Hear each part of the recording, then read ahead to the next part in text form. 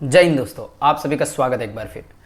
Transverse of ownership and delivery of goods, ये हमारा CA foundation का जो चैप्टर है, chapter number 2 and unit number 3 है। ये actually sale of goods act के अंदर आता है, यूनिट नंबर 3। तो उसको हम थोड़ा सा रिवाइज करेंगे, थोड़ा सा पढ़ेंगे उसके बारे में। क्या है बेटा, उस पर हम ध्यान देते हैं। देखिए, पहला यहाँ पे क्या लिखा है कि ट्रांसफर ऑफ ओनरशिप। इस चैप्टर के अंदर हम ना तीन चीज पे खेलेंगे। कौन सा है?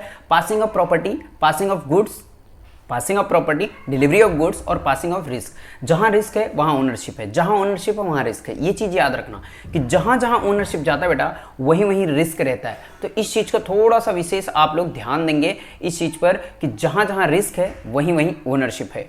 इसमें अगर हम बात करें, एग्जाम्पल लें, आपको समझाना चाहें तो एग्जाम्पल इस प्रकार है। सपोज मैं ये लैपटॉप अपना बेचना चाहता हूं और मैं बोलता हूं भाई तू ले रहा है? हाँ मैं ले रहा हूं, ऐसा बोल दिया सामने वाले से।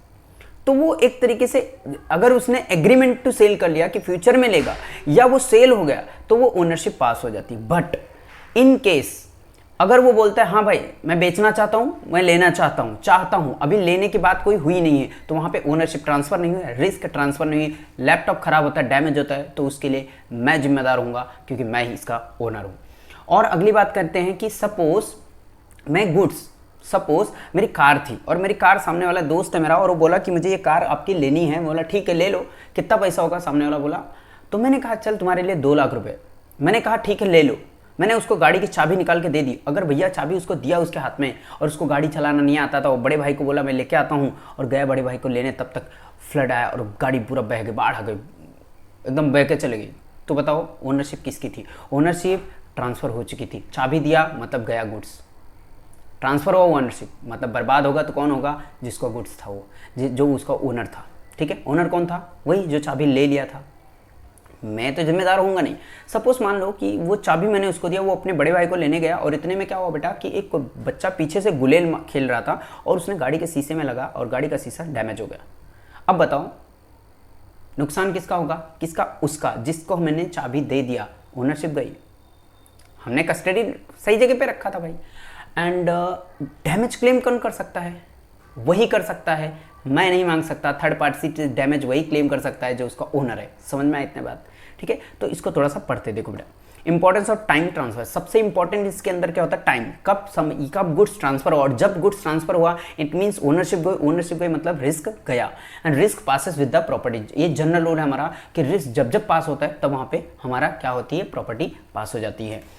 If what if goods damage और डिस्ट्रॉयड, अगर डैमेज होता है, डिस्ट्रॉयड होता है, जो भैया उसका मालिक रहेगा वही क्या करेगा? उसका बॉन्ड करेगा जो भी गुड्स का लॉस होगा वो। एंड पोजीशन, चाहे भले ट्रांसफर ना हो लेकिन गुड्स का मालिक कौन है वो देखा जाता है ना। तो ट्रांसफर पोजीशन हो गया हो या ना हो गया हो उससे फर्क नहीं पड़ता है।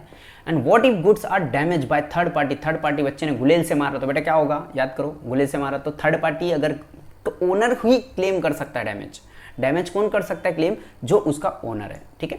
And when claim suit for price arises to seller, कब? Only when the properties passes, जब प्रॉपर्टी पास होता है तभी हम क्या कर सकते हैं? उसका प्राइस क्लेम कर सकते हैं। जैसे आपको एग्जांपल दिया जाए कि सेल ऑन अप्रूवल बेसिस पे मैंने आपको 3 दिन के लिए गाड़ी दिया था ट्रायल रन के लिए। आपके पास ट्रायल रन के लिए 3 दिन का समय था। दूसरे दिन मैंने आपको फोन लगा, भैया आप गाड़ी का पैसा दे दो। ऐसा नहीं चलता ना। जब उसका प्रॉपर्टी पास होगा तब हम पैसा मांग सकते हैं, उसके क्लेम कर सकते हैं प्राइस के लिए। बेटा समझ में आया इतना?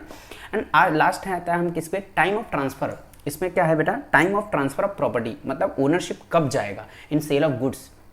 सेक्शन 19 क्या बोलता है? 19 बेटा बोलता है कि transfer of property in ascertain और स्पेसिफिक गुड। दो चीज पे बोलता है, एसर्टेन होता है कि अनसर्टेन होता है। एसर्टेन गुड्स होता है जो स्पेसिफिक गुड्स है वो, और अनसर्टेन मतलब वो चीज ढूंढना अभी है नहीं वो। ठीक है, तो यहाँ पे एसर्टेन गुड्स है, वहां पे देखा जाता है सबसे पहले कि इंटेंशन क्या है, इंटेंशन कब पास हो रहा है, टाइम हमें पता चलेगा ना। सामने वाला बोलता है मैं शाम को लेता हूं, तो शाम वाला क्या होगा? इंटेंशन होगा, शाम को लेके जाएगा। एंड दूसरा है terms of contract and circumstances of case. Terms, कोई कॉन्ट्रैक्ट बना लिया कि मैं ऐसा ऐसा लेके जाऊंगा, तो वैसा वैसा लेके जाएगा। एंड सर्कमस्टेंसेस वाइज हम देखेंगे। बट हो सकता है एसर्टेन गुड्स और स्पेसिफिक गुड्स, इससे हमें ना पता चले कि कब वो ट्रांसफर हो रहा है, तो उसके लिए सेक्शन 20 से लेकर 24 के बीच में भैया दिया गया है कांट फिगर आउट इंटेंशन। तो हमें पता चलेगा 20 से 24 सेक्शन में वो यहां पे है। पहला केस होता है डिलीवरी हो गई, डिलीवरेबल स्टेट में हो, मतलब डिलीवरी लेके जाने के कंडीशन में है, और गुड्स स्पेसिफिक गुड्स है, मतलब वो गुड्स स्पेसिफिक गुड्स है और डिलीवरी किया जा सकता है। पहला स्पेसिफिक गुड्स है बट डिलीवरेबल स्टेट में नहीं है, स्पेसिफिक गुड्स है बट डिलीवरेबल स्टेट में नहीं है। और थर्ड स्पेसिफिक गुड्स है बट प्राइस अभी तक फिक्स नहीं हुआ, प्राइस नॉट असर्टेन। ठीक है, तो यहाँ पे क्या है, स्पेसिफिक गुड्स है, स्पेसिफिक गुड्स है डिलीवरेबल स्टेट में है, तो क्या प्रॉपर्टी जब पास हुई काम खत्म, ओनरशिप गया। दूसरा केस है प्रॉपर्टी पास हो गई, भले तुरंत गई, भले प्राइस मतलब पैसा और डिलीवरी पोस्टपोन किया गया। मैंने क्या कहा कि ले भाई पैसा ले ले, तो मैंने तुरंत दे दिया, माल ले लिया, चला गया। बट अगर मैंने ऐसे कहा भाई ये मैंने ये खरीद लिया, तुम्हें पैसा दूंगा और ये मुझे पहुंचा देना, तो मैं उसका मालिक हो गया, अगर वो स्पेसिफिक गुड्स है और डिलीवरेबल स्टेट में है तो।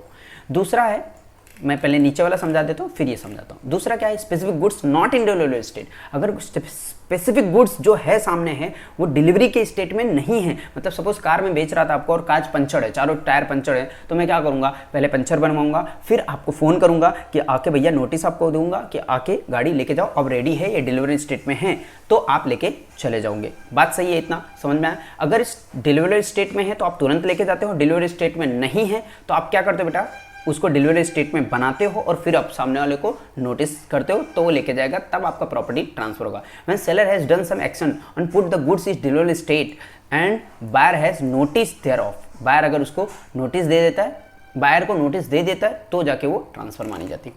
अब यहाँ पे हम थोड़ा सा ऊपर जा रहे हैं, किस केस में, specific goods in delivery state, delivery state में है बट प्राइस फिक्स नहीं है। आपने देखा होगा शादी का माहौल होता है और शादी के माहौल में हम क्या करने जाते हैं बेटा, कपड़ा वपड़ा मॉल में लेने जाते हैं और जब कपड़ा ले लिए, कपड़े ले लिए, बॉक्स, अरे गुड्स तो डिलीवरी स्टेट में है, गुड्स को लेके जा सकते हैं हम, बट जाने देंगे क्या, नहीं। लास्ट में जब सबका पैकिंग वैकिंग हो जाता है तब क्या होता है, बिल बनता है, और जब बिल बन जाता ना तब प्राइस असर्टेन होता है, और तब प्राइस असर्टेन होता है तब जाके उस गुड्स का ओनरशिप ट्रांसफर होगा। ठीक है, तो यहाँ पे आपको एक चीज़ ध्यान देने की जरूरत है कि अगर हमने चूज़ किया, गुड्स निकाल के डिसाइड किया कि हमें ये लेके जाना है, हमें इसका बिल बनवाना, और उसमें चोरी हो जाता है गुड्स, तो जिम्मेदार मॉल वाला होगा, आप नहीं, मॉल वाले ही जिम्मेदार होंगे। ठीक है, अब उसके लिए वो सामने वाला मान लो उसमें वेट करता है या मेज़र करता है या टेस्ट करता है या प्राइस कुछ भी करता है, तब जाके प्राइस डिसाइड होती है। जैसे गाड़ी, ये जैसे भंगार है, भंगार मैंने बोला कि उठा के तो लेके जा सकते हैं बट वो उसकी प्राइस फिक्स नहीं, क्यों, वेट करेंगे। या गेहूं है, गेहूं उठा के लेके जा सकते हैं बट उसको वेट किए बिना कैसे उसकी प्राइस डिसाइड होगी, वेट करेंगे, मेजरमेंट करेंगे, टेस्ट करेंगे, ये सारी चीज़ एक्शन वो करेगा। ठीक है, एग्जाम्पल मैंने यहाँ पे लिखा है, मॉल का गुड्स रेडी किया for buy but before billing, और चोरी हो गया तो जिम्मेदार कौन होगा, ओनर होगा। ओनर यहाँ पे कौन है, बिलिंग के पहले मॉल वाला ही है। ओके, नेक्स्ट बेटा, अभी असर्टेन पे देख लिया था, अब अनअसर्टेन पे आते हैं। अनअसर्टेन गुड्स के अंदर 18 से 23 सेक्शन क्या बोलते हैं बेटा, सिंपल सा, एकदम सिंपल है, लल्लू सा। क्या है, व्हेन प्रॉपर्टी विल पास, कब पास होती है, पहला गुड्स यहाँ पे एक असर्टेन होगा और दूसरा अप्रोप्रिएट होगा। अप्रोप्रिएट मतलब क्या, कि उस जिसको बेचना है, सेलर को देना है ना, बायर को देना है ना, तो बायर को गुड्स ये देना है ना, तो उसके लिए रेडी करना, मतलब क्या, goods ready to be delivered to the buyer, उसे बोलते हैं अप्रोप्रिएटेड। इसमें क्या होगा, सिलेक्शन वगैरह करेंगे with the intention of using the performance of the contract and with the manual consent of seller and buyer. हम क्या करेंगे, सिलेक्शन करते हैं गुड्स का। बहुत सारे, मान लो मोबाइल रखिए, मोबाइल की शॉप है, तो हम उसमें से पता नहीं कौन सा लेगा ना। अब मुझसे बोला मुझे MI का 5 सेट या 10 सेट चाहिए, तो MI का कौन सा है, Redmi 8, 8A, तो वो मैंने उतना निकाल के उसके लिए रख दिया। वो क्या होगा, असर्टेन गुड्स को मैंने अप्रोप्रिएटेड किया। अब इसमें क्या होता है बेटा, इसमें होता है for property passes following condition to be satisfy. Uncertain goods के अंदर ये कंडीशन सेटिस्फाई होनी चाहिए। पहली बात तो ये कि अगर आप गुड्स भेजते हो, सपोज हेलो भैया आपका माल जा रहा है, लेकिन 2 दिन के अंदर अगर आपने पैसा नहीं पे किया तो मैं अपना गुड्स वापस ले लूंगा। इट मींस आपने एक कंडीशन रख दिया। आपने क्या रखा बेटा, एक कंडीशन रखा, और जो कंडीशनल है वो कंडीशनल इसके अंदर नहीं आएगा, अनकंडीशनल होना चाहिए, तब जाके ओनरशिप ट्रांसफर होती है। क्योंकि कंडीशन रखा मतलब ओनरशिप का जो राइट है, राइट अपने पास आपने रिजर्व करके रखा। ठीक है बेटा, तो यहाँ पे क्या हो जाएगा, पहला कंडीशन, गुड्स ऑफ डिस्क्रिप्शन में mention in the contract must be produce and obtain. Obtain and produce करना चाहिए, डिस्क्रिप्शन पता होना चाहिए, मतलब उस चीज में वो डील करते रहना चाहिए।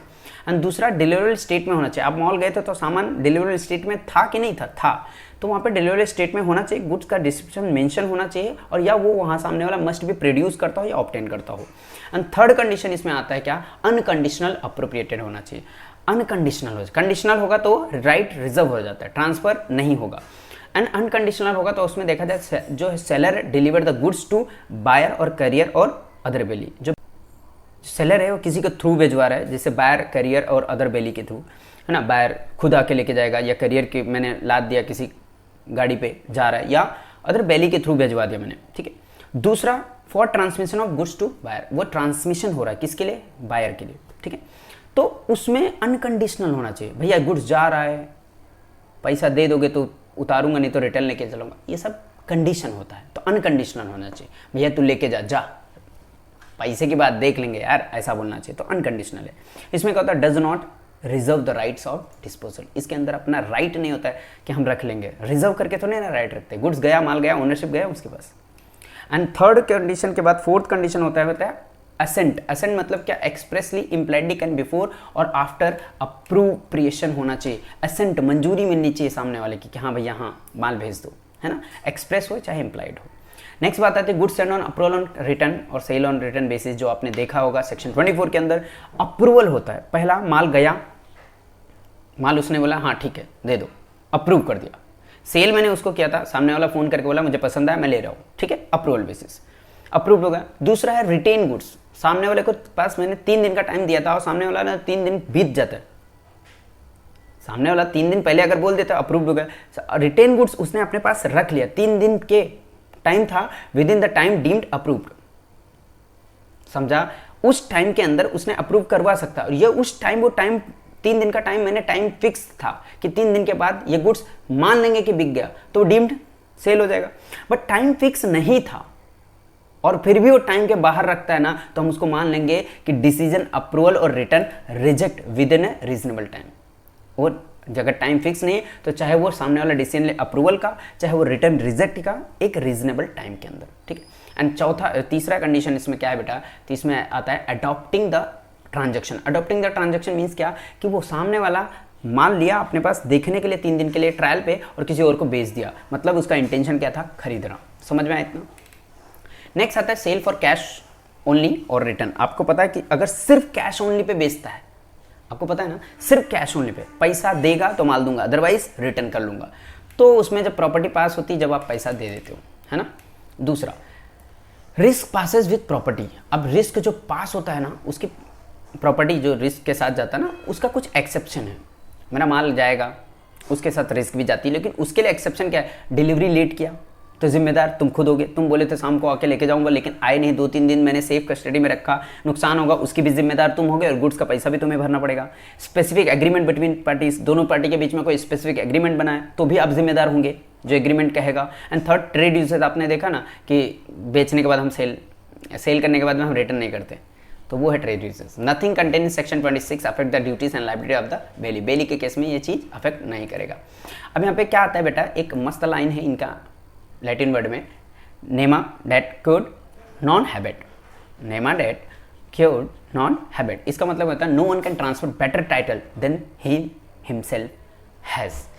इसमें एक्सेप्शन है, इसका जो मीनिंग है यहाँ पे क्या है, transfer by non owner. Exception क्या दिया है, if buyer required it, if buyer acquire it और बोनाफाइड गुड फेथ में होना चाहिए फॉर वैल्यू में। बट इसका एक्सेप्शन में दिया है, क्या एक्सेप्शन दिया है कि कोई मर्केंटाइल एजेंट है, ये मेरा मर्केंटाइल एजेंट है, देख लो। अब मर्केंटाइल एजेंट हो गया, सेक्शन 27 बोलता है, इसमें यही इंपॉर्टेंट है, बाकी नीचे आप लोग पढ़ेंगे तो भी समझ में आएगा। मैं पहला वाला समझा देता हूँ, ये इतना।